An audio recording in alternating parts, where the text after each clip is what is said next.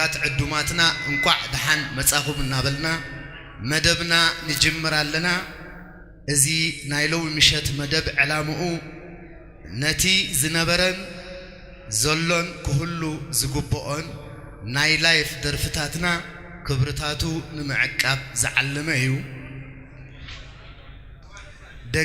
دغاغيمه انقع دحان مصاخم سناي مكتتالن بروخ مشتن يقنيله هراين بار نزنايلو معلتي ناي لايف بروجرامنا كول خون زغبر سبونسراتنا اتو دانيال جاد كمون ميكيل زكارياس بشمنا بشمكم كيمسغنكم حلف ايدلن ጉጅለ ባህሊ ማዕከል ስልጠና ኃይለታት መከለኻል ኤርትራ ጉጅለ ባህሊ ሳዋ አብዚ ትሪኢዎ ዘለኹም ውቁብ ቦታ ናይስ ባር ኤንድ ሬስቶራንት ናአባሎም ድምፃዊ ኢሳያስ ሳልሕ ራሻ عجبهم مسانا خمسيهم بخبري كنقبلهم دقيمة يمحصن ساكسفون تيدروس تخلاي بخبري نام مدرخ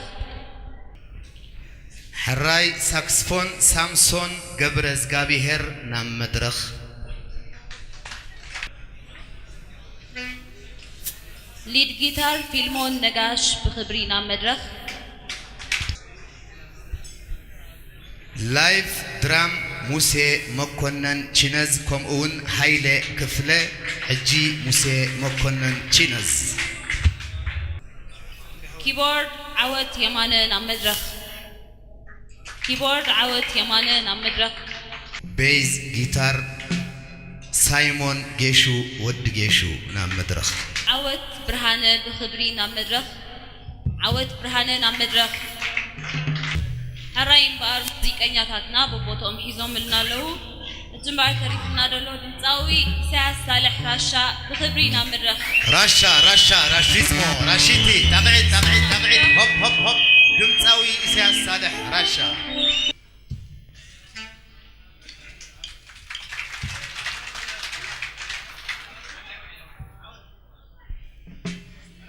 حراي ጉጅለ ባህሊ ማዕከል ስልጠና ኃይለታት መከለኻል ኤርትራ ምስ ድምፃዊ ኢሳያስ ሳልሕ ራሻ በቦታኦም ሂዘሙልና አለው ሓላፊ ጉጅለ ባህሊ ማዕከል ስልጠና ታዕሊም ሳዋ አቶ አብሪኒዮስ ዘርአብሩኽ ሓፂር መግለጺ ድሕረ ባይታ ክበና ብኽብሪ ንዕድም ምኩሕ ናብ መድረኽ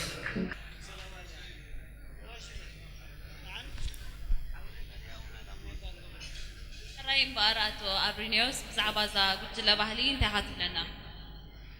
كي አጋጣሚ እኮ አነ ብዙሕ ምድላዋት አይገበርኩን ገሸ ውዒለ ንዕኡ ንኽብሩ ግን ራሻ ነመፀ እዚ ጉጅለ እዚ ኣብ 97 ዓመተ ምህረት ቆይሙ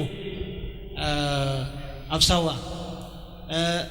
በብረኻ በብጉጅለ እንዳመፀ ኩሉ ኣዝብ ዝደሉ ስነጥበብ ዳርጋ መብዛሕቱ ብማእከል ስልጠና ይሓሊፉ ክበሃል ከኣል እዩ እዞም ከዓ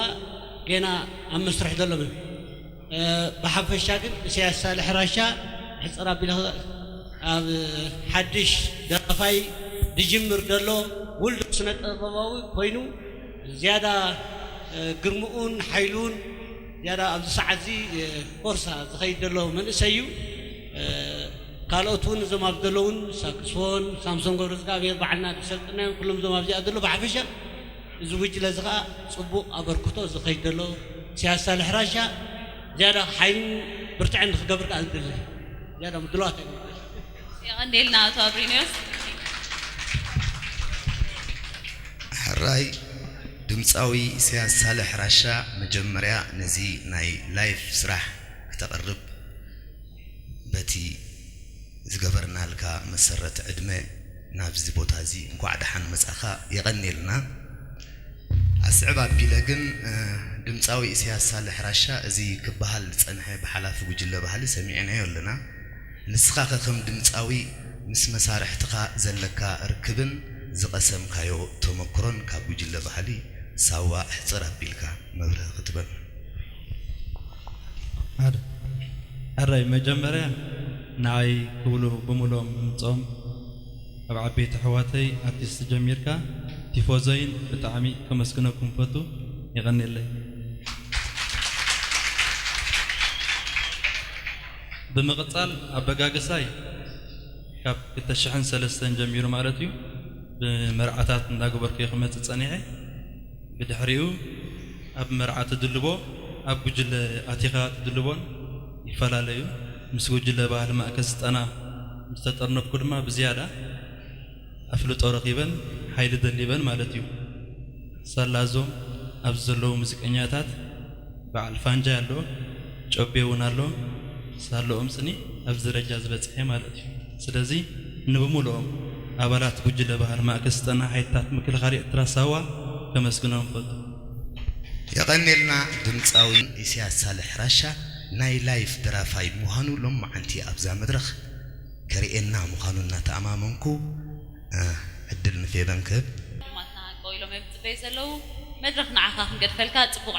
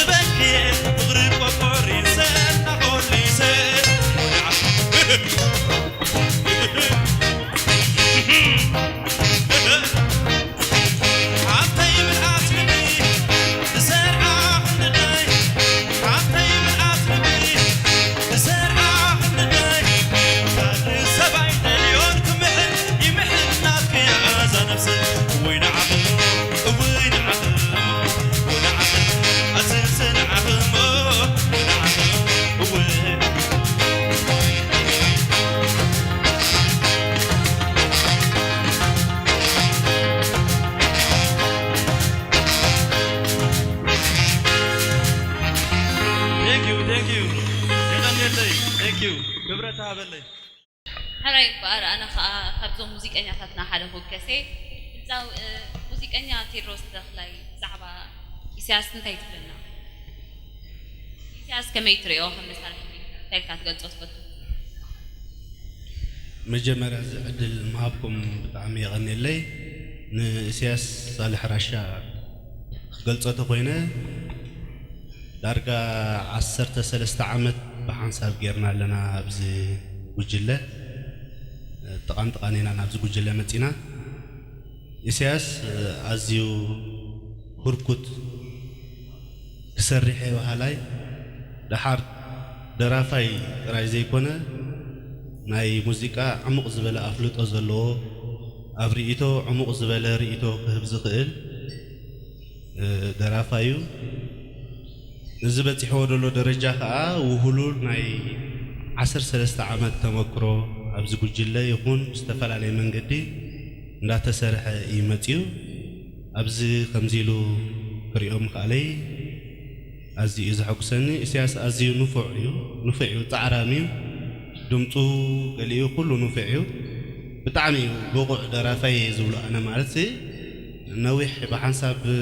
ኣብ ሓደ ዓራት ኢና ንድቅስ ነርና ንፉዕ እዩ ፃዕራሚ እዩ ንፉዕ ሃራም ክራር እዩ ዋላ ዜማ እውን የውፅእ እዩ ዋላ ኮምፖዝ ክንገብር ከለና እውን ዓብ ኣበርክቶ እዩ ዘለዎ ኣዝዩ ንፉዕ ደራፋይ ኢሉ ገልፆ የቐኒል የቐኒልና ቴድሮስ ሕራይ እዚ ክግለጽ ዝጸንሐ ብቕዓት ድምፃዊ ኢሳያስ ሳልሕ ራሻ ከምዚ ንሰምዖ ጸናሕና ኮይኑ እስኪ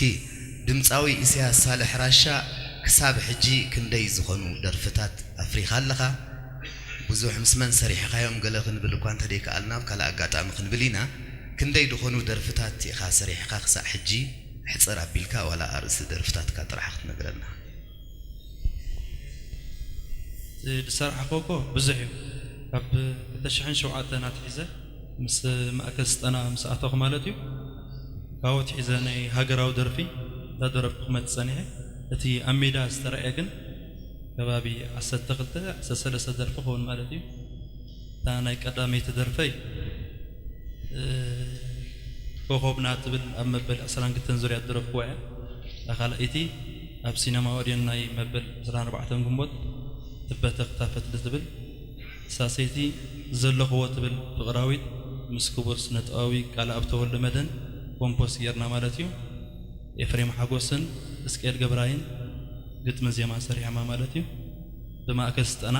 ሓይታት ምክልኻልያ ተሰሪሓ ሙዚቃ ኩሉ ኮምፖስ ማለት እዩ ብድሕሪኡ ምስ ህዝቢ ምስ ኩሉ ዘላለየትኒ ማለት እዩ ኣብ ውሽጥና ኣብ ደገን ሰኣንቕረ ተዓብርን ንለኽ ትብል ግጥሚ ብተስፉ ግራይ ተስፉ ኪሮስ ጊራይ ማለት እዩ ዜማ ድማ ሙሴ ዘካርያስ ወድዘቁ ኮምፖስ ዳርጋ ብምሉኡ ሙሴ መኮንን ጭነዚ ጌርለይ ሊድ ጊታር ሬገን ማለት እዩ በዚ ጋጣሚ እዚ ነቶም ኣብታ ስራሕ ተሳተፉ ብምሉኦም ምስቲ ህዝበይ ኣብ ውሽጥና ኣብ ደገን ስለ ዘላለዩኒ ማለት እዩ ቅርሺ ዋያታ ናይ ሻሂ ኣይወቀቑሉ እዩ ኣነ ከዓ ኣይገበርኩሎምን በዚ ጋጣሚ እዚ ኣብ ውሽጥና ኣብ ደገን ዘሎ በመስግኖም ፈቱ ማለት ነዞም ሰባት እዚኦም ብድሕሪኡ ፍቕሪ ተደበስ ትብል መፅያ ናይ ሞጎስ ዳዊት ዜማ ኮይና ግጥምኻ ገብሪ ወፃየ ኮምፖስ እውን ዳርጋ ብምሉ ሙሴ መኮንን ጭነዚ ገይርዎ መሐመድ ሞርቲሕን ቤዝ ገይርለይ ሳክስፎን ዓወት ትኽላብ ኣብታ ተዓብርን ኣለኹ እውን ሳክስፎን ዓወት ትኽላብ ኣሎ በዚ ጋጣሚ እዚ ከመስግኖ ፈቱ ብድሕሪኡ ከመሕልየ ትብል ደርፊ መፅያ قوم النبلي معتي بزاي لا حراي تاقعت هو إذا كمان بحقي نمسكونه مغنياتو سي نقول درفتاتك ختقلت مفتان عزيو بزحيو أفشاول وعيلة تقنت تقلاي تعمي زلخو يدول الله مقاش قدفيو حجي أنا نتوم بصرحو تنكف كبولهم سنة طباوي أول سعيد كم سرحي نس عقبة خدر نجاش عبا خم بسرحة نستوسفو كيروس جراي كم بسرحة قومها دحن ولا مساي كل تسلست سرح سريحيو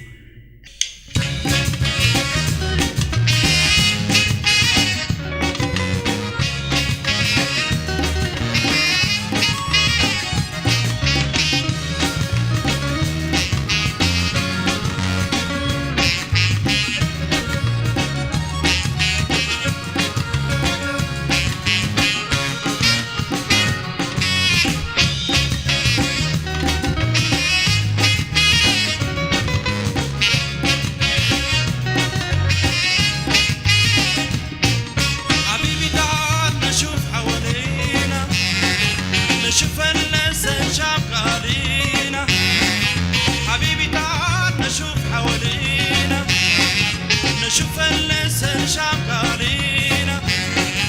حرام نزل نبقينا لقيسة لمدينة حرام نزل نبقينا لقيسة لمدينة حبيبي تعال تعال تعال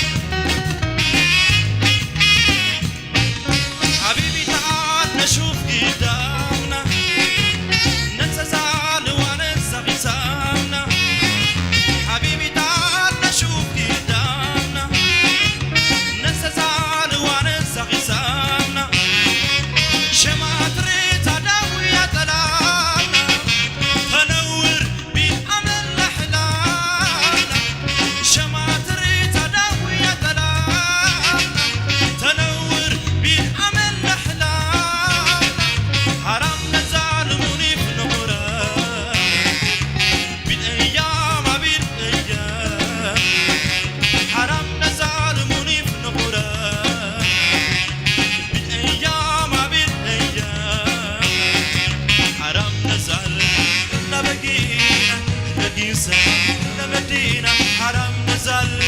لمدينة لقيسة لمدينة حبيبي تعال تعال تعال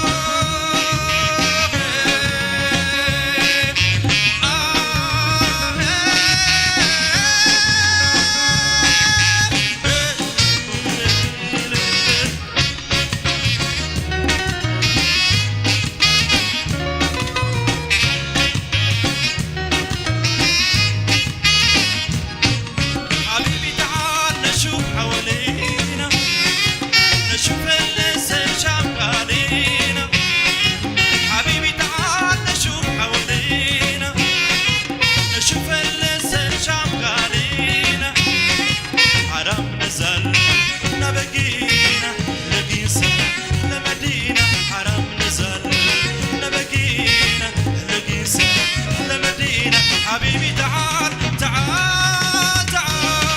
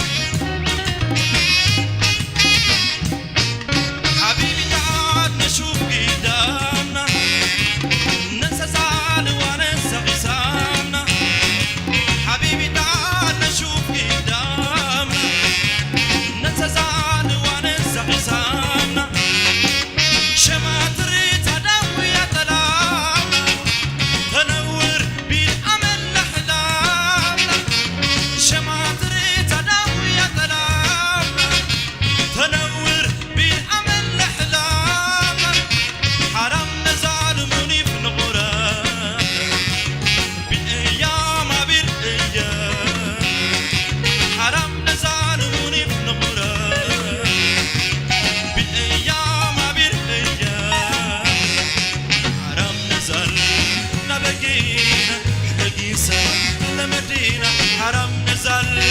لمدينة لقيسة لمدينة حبيبي تعال